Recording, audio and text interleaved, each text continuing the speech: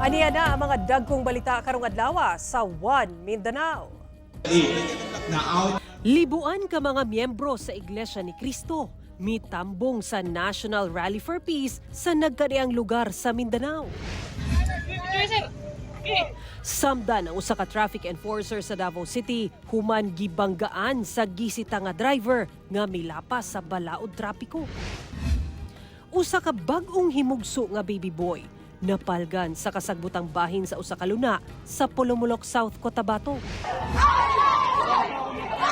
Mga taga-suporta sa gisuspending mayor ug sa acting mayor sa Kauswagan, Lanao del Norte nagkatensyon. Mayor nga gisuspindi, may barog nga siya gihapon ang mayor. World premiere sa My Ilonggo Girl, unya na 9:35 p.m. sa GMA Prime. Ito ang GMA Regional TV 1 Mindanao.